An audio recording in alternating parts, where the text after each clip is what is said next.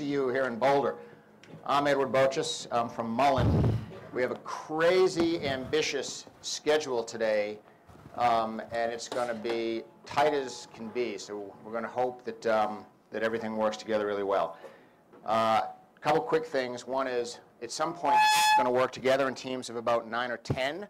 So get to know everybody at your table, and then get to know everybody at a table in front of you or in back of you as well, because we're going to buddy you up with those guys.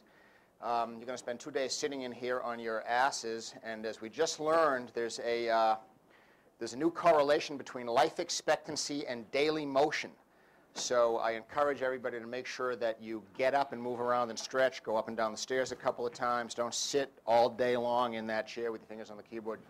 You'll go crazy. And the other thing, of course, is we're at a high altitude in an incredibly arid environment, so drink a lot of water or you're going to feel like shit later on. So it's my pleasure right now to introduce my good friend, David Sladen, who is the executive director of this whole program, and he's a leader and a teacher and a mentor, and one of the big reasons why those of us who come here to participate and instruct are here, and why many of the students that are coming out of this program and hopefully going to work for companies like all of ours are going to bring so much amazing talent and capabilities to our industry. So David Sladen. Great. Great. Thank you, Edward. My pleasure. Thank you. This is Boulder Digital Works. Welcome. Our motto from the start has been start here, change everything. And I think it's really crucial to point out, if you only remember one thing, one word from what I'm going to say right now, it's change, all right? It's about change. So what's going on, and why is Boulder Digital Works even here?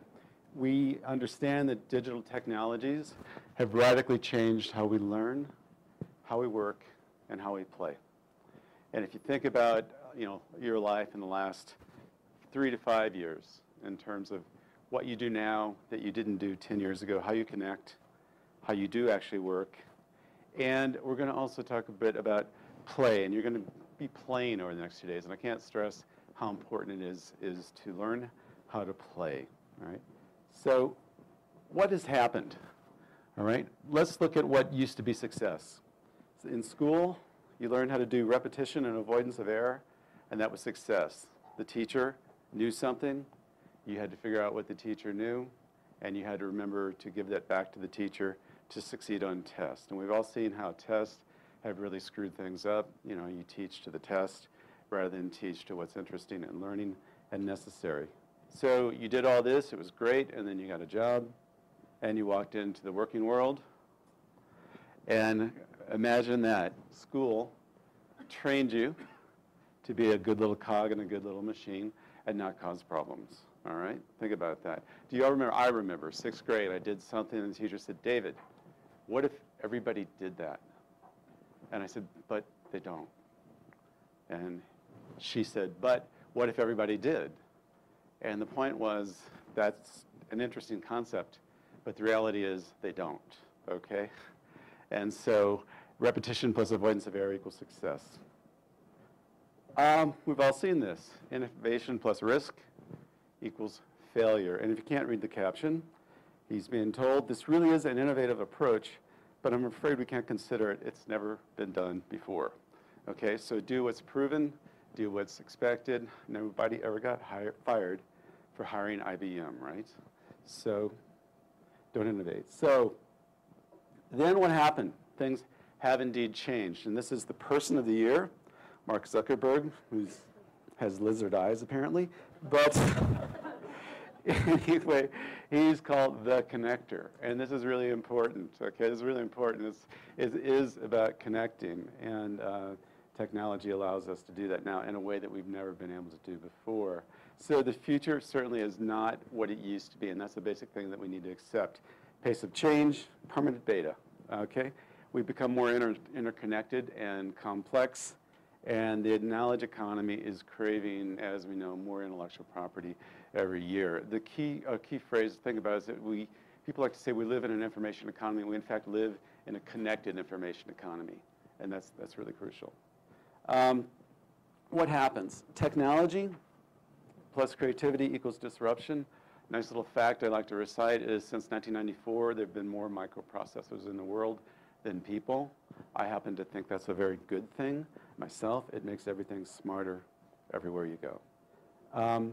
What happened then, 20th century, was very much about steady state systems. It's phenomenal once you open up your mind to the fact that most of our educational systems have been determined by industrial models, and that's now changing. So change is the problem. You go to school, then you're ready for work, and then you have success, and you work doing very much the same thing or same things throughout your life, and then you retire. Change is a problem, all right?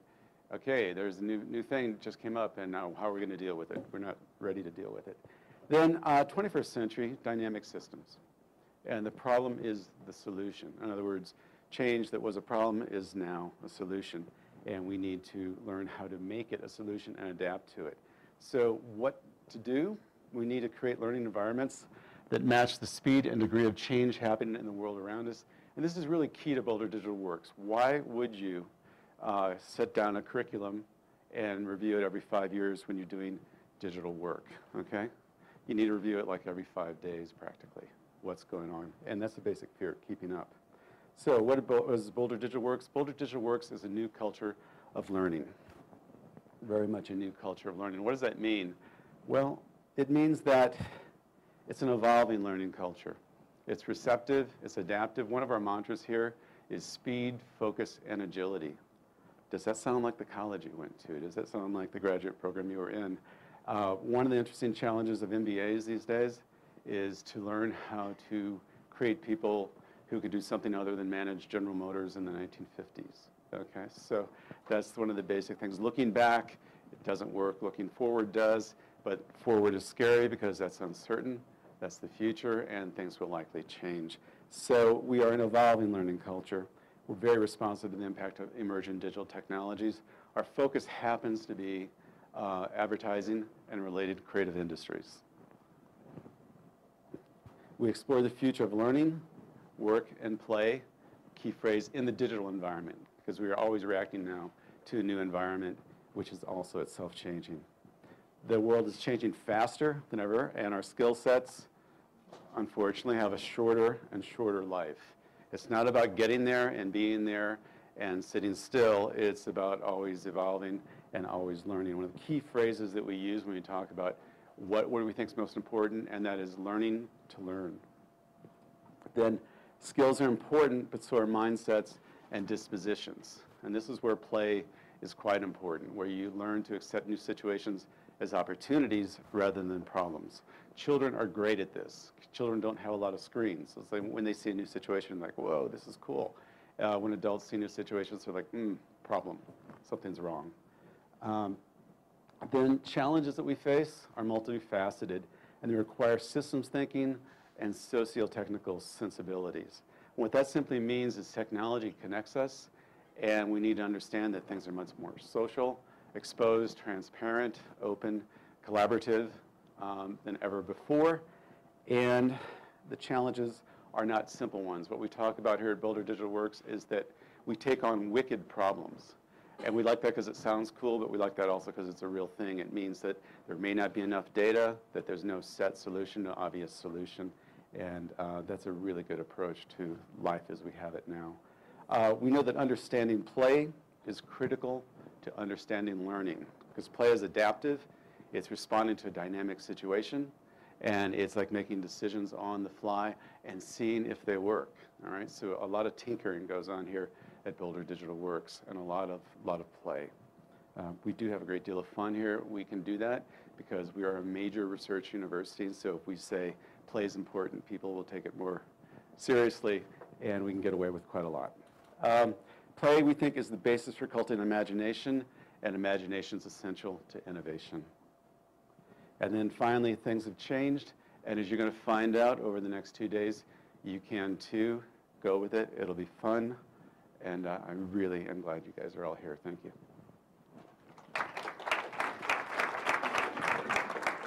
And now we're going to start the music into that musical chair thing that we use to kick these off every time, so get ready. Has everybody introduced themselves to your table mates? right? And has everyone turned around and said hello to you, the table mates in back of you?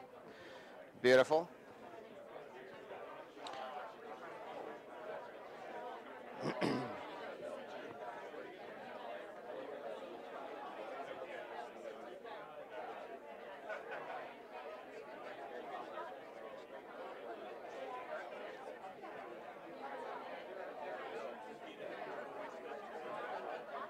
Okay, this is awesome. This is what digital and social is all about. Connection and community. I'm glad to see this is happening. How many people are here from quote-unquote advertising agencies? Ad agency types. Wow, not that many. How many people are here from brands or marketers? How many people are here from some other kind of agency? Are those digital agencies or DRPRC? Okay. Well, how many people are here from outside America? Anybody? Few people. Cool. Awesome. Okay. All right. As I said earlier, we have a pretty ambitious thing planned here. What we're going to try to do in 2 days is share a lot of thinking about what we expect to be the challenges and the obstacles and the desires that a lot of you guys might have, because they're probably similar to those that a bunch of us have had in the last couple of years as we've tried to transform ourselves and transform our companies and continue to iterate and be more relevant for all the change that, that David talks about. So we're going to have a combination of lectures, if you will, hopefully a lot of Q&A and dialogue.